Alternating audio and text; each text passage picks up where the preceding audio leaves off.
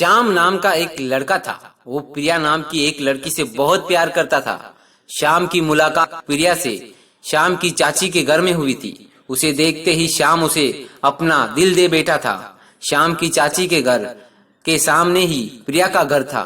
अक्सर प्रिया श्याम की चाची के घर उनकी बेटी से मिलने आती थी। उनकी बेटी का नाम रिया था।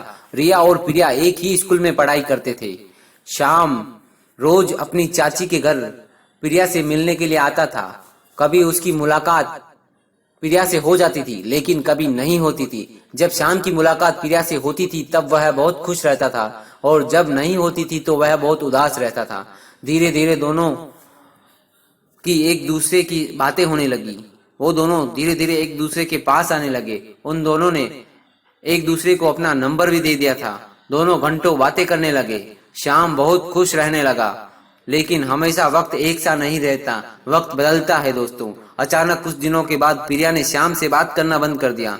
श्याम ने बहुत कोशिश की उससे बात करने की, लेकिन प्रिया ने उससे बात करने के लिए पूरी तरह से मना कर दिया। प्रिया सिर्फ अपने कैरियर की तरफ ध्यान देना चाहती थी, लेकिन प्रिया ने रिया के घर जाना जारी रखा। जब भी श्याम वहां आता, प्रिया अपने घर चली जाती। श्याम उसे भूल नहीं पा रहा था। तंग आकर उसने अपनी सारी बातें अपने दोस्तों को बताई। उन दोस्तों में से राजेश ने कहा, तू पहाड़ी बाबा के पास चला जा, वो सबकी मनोकामना पूरी करते हैं। अगले दिन ही श्याम तांत्रिक के पास जाता है और कहता है, बाबा मैं एक लड़की से बहुत प्यार करता हूँ, उसके बिना जिंदा नहीं रह सकता।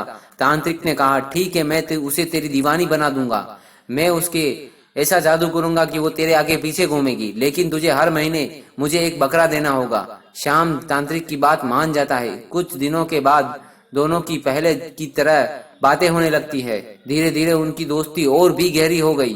2-3 महीने बाद काला जादू ने अपना असर दिखाना शुरू किया। फिर क्या था, श्याम जहां भी जाता प्रिया उसके पीछे पीछे आ जाती, उसका पीछा करती और उसकी पीछा परछाई की तरह करने लगी।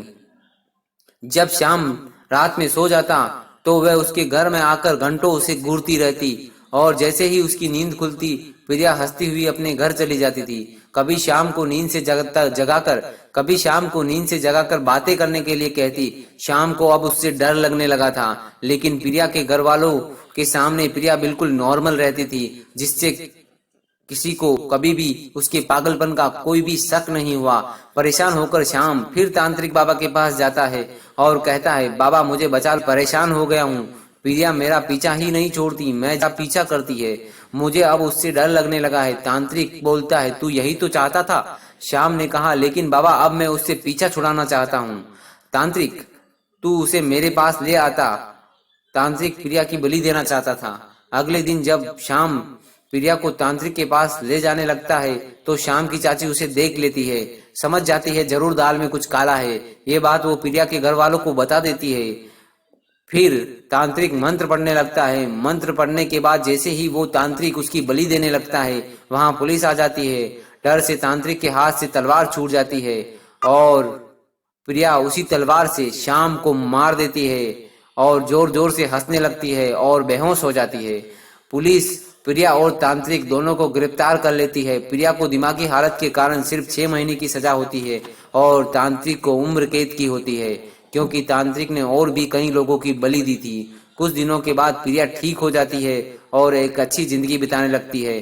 श्याम को अपनी गलती की सजा मौत से चुकानी पड़ी।